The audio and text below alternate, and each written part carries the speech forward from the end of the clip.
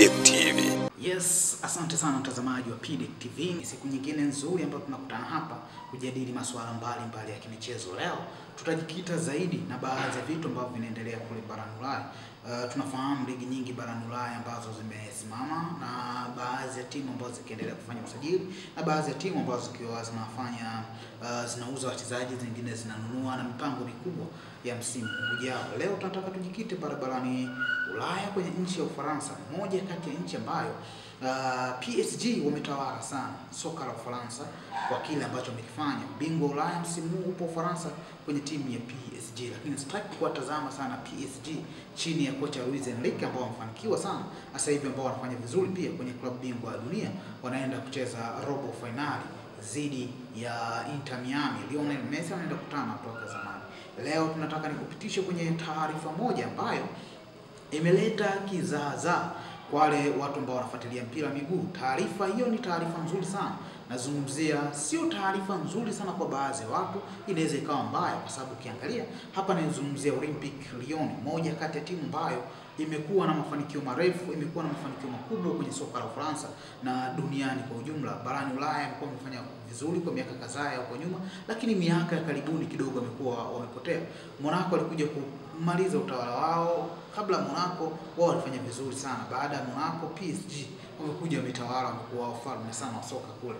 Taarifa ipi? Ni taarifa ambayo inahusu ukata wa pesa ambao wao wamekuwa wakipitia kwa nyakati tofauti ambazo wamekutana nazo. Msimu uliopita ilionekana ni timu ambayo imepata hasara kubwa sana kuliko vile ambavyo faida wao ambao wameingiza. Kwa hiyo hasara ambao walipata ni kubwa zaidi kuliko faida ambayo wao wamefanikiwa kuingiza. Sasa taarifa ambayo imetoka leo ni kwamba Olympique Lyon wao wameshushwa daraja kutoka ligi 1 kwenda ligi 2, yani kutoka ligi kuu kwenda ligi daraja la kwanza. Kwa mfano ingekuwa Tanzania, nini ambacho kimewasibu Olympique Lyon kushuka daraja? Kuna wachezaji wengi ambao wamepita pale, wakina Pierre-Emerick Aubameyang, wakina namzungumzia mtu kama Alexander Lacazette. Kwa siku za karibuni amekuwa mchezaji muhimu sana. Kwa wale ambao wanafuatilia dirisha hili la usajili, wamuuza mtu mmoja anaitwa Ryan Cherki ambaye yupo kwenye kikosi cha Manchester City, na kwenye mashindano haya kombe la dunia kwa upande wa vilabu tayari ameshafunga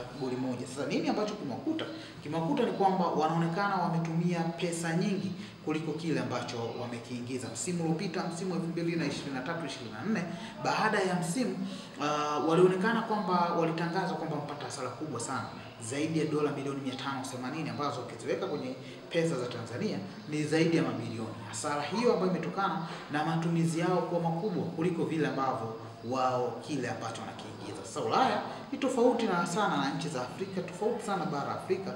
Barani Afrika hata kama ukiingiza hasara bado unaweza kutumia, kwa sababu watu wengi wanazitoa pesa nje ya mpira.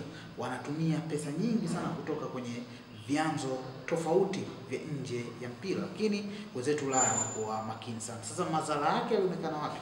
Madhara yake walikwenda kwenye usajili ambao walitumia zaidi ya dola milioni 120, euro zaidi ya milioni 120 kwa kufanya transfer mbalimbali ambazo walifanya timu yao iweze kuwa washindani kwenda pale kwenye msimu. Kwa hiyo unagundua kwamba kuna vitu kadhaa ambavyo walivifanya ili mradi timu iendelee kubaki. Sasa rais wa timu ya mmiliki wa timu ya Olympique Lyon, hapa namzungumzia John Textor, moja kati ya watu ambao ni matajiri wakubwa sana duniani. Barani Ulaya ni matajiri wakubwa sana. Yeye amiliki Olympique Lyon peke yake, lakini anamiliki pia Crystal Palace kupitia kampuni yake ya Eagle Group. Eagle Group wao wanadhamini timu kadhaa. Botafogo hii ambayo inakuwa ikisumbua sasa hivi barani Ulaya inamilikiwa pia na hii kampuni ya Eagle. Kwa hiyo wamejaribu kutambaa. Ndio maana ukiangalia kwenye kosi yao kuna wachezaji wengi sana kutoka Brazil, kwa sababu wana ushirikiano na hizo wachezaji. Kuna muda wanapata wachezaji kupeleka Crystal Palace na wao kuuza. Sasa baada ya kupitia hiyo scenario ya ukata, kuna vitu ambavyo John Textor akaamua kufanya. Kwa mfano kuuza baadhi ya share ambazo zipo kwenye klabu ya Crystal Palace, kumtafuta mtu ambaye anaweza akashare naye ili mradi kuingiza pesa nyingi, pesa ambazo huenda aliamini zinaweza zikarisk situation ambayo wanapitia Olympique Marseille, lakini haijawa faida kubwa, haijawasaidia sana kwa kile ambacho wamekifanya. Kutokana sasa msimu huu wameonekana wameshuka daraja. Msimu huu wameshushwa daraja kutokana na vigezo vile financial fair play. Wenzetu wameweka vitu mbalimbali. Ukiangalia Ufaransa kuna kampuni maalum ambayo yenyewe ina kazi yake kubwa ni kusimamia matumizi ya vilabu. Hawa wanaitwa DNCG. Unaweza kuwa ulisikia au unaweza kuona. Hawa ndio kazi yao kusimamia matumizi ya club. Kile unachokipata kinaendana na kile ambacho anakiingiza.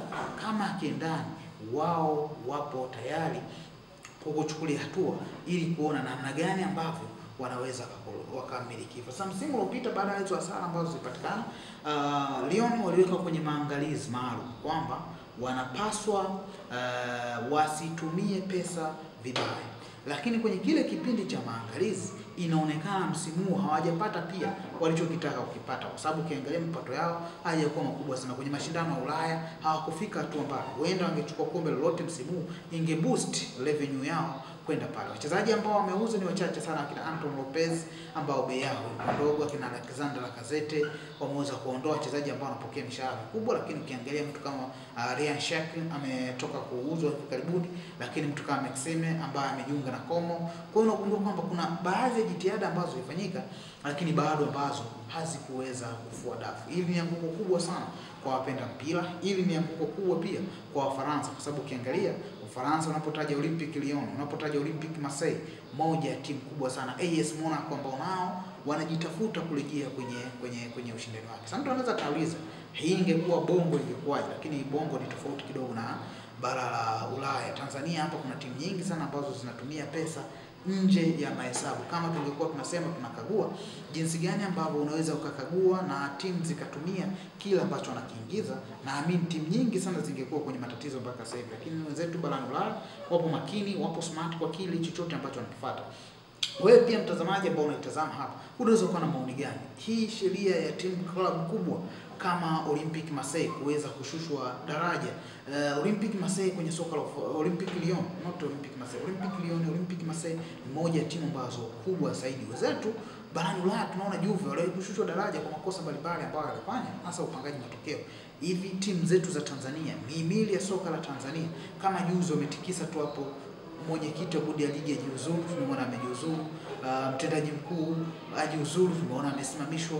Hii ingekuwa Tanzania, tungeona Olympique Lyon ikishushwa daraja, swali ambalo kwa mimi sidhani kama ingewezekana kutokea, kwa sababu ukiangalia wenzetu wapo smart sana. Lakini Tanzania kuna element ya kuamini kwamba bila Simba mpira uendi, bila Yanga mpira uendi. Lakini Yanga haijaanza kuwa Yanga na Simba haijaanza kuwa Simba. Kuna somo kubwa sana la kujifunza hapa kuelekea msimu ujao. Tujaribu kuanza kuweka sheria taratibu ndogo ndogo ili ziweze kusimamia baadhi ya vitu. Kwa Olympique Lyon wamepewa muda wa kukata rufaa. Wana uwezo wa kukata rufaa kwa muda kadhaa na mambo mengine yakaendelea. Manchester City tunakumbuka alikuwa na kesi nyingi sana, lakini rufaa zikaweza kuwasaidia na kuweza kubaki. Mimi naitwa Pidek _ jina langu ni Peter Deogratias Kiwanga, lakini kwenye mitandao yote ya kijamii ukiandika Pidek _ unanipata hivi. Kuna habari nyingi na uchambuzi mwingi sana. Makala inayofuata ni kuhusu soka la Ulaya na taarifa za usajili. Tunafahamu ligi kuu ya soka Tanzania bara inaenda kutamatika soon. Uchambuzi wake utakuja. Kuna mambo mengi ya kuitazama. Nani anastahili kuwa MVP wa msimu huu? Nani anastahili kuwa top scorer? Nani top scorer? Haina haja discussion kwa sababu namba zinaongea. Lakini golikipa bora, mchezaji bora chipukizi, na timu gani imefanya vizuri sana, kikosi bora cha msimu, Pidek nitakuletea hapo. Usiondoke, subscribe hapo Pidek TV ili uwe mtu wa kwanza kupata habari zetu nzuri, habari za michezo, habari za entertainment, habari za wasanii mbalimbali na maisha yote kiujumla yanapatikana hapa hapa kwenye Pidek TV.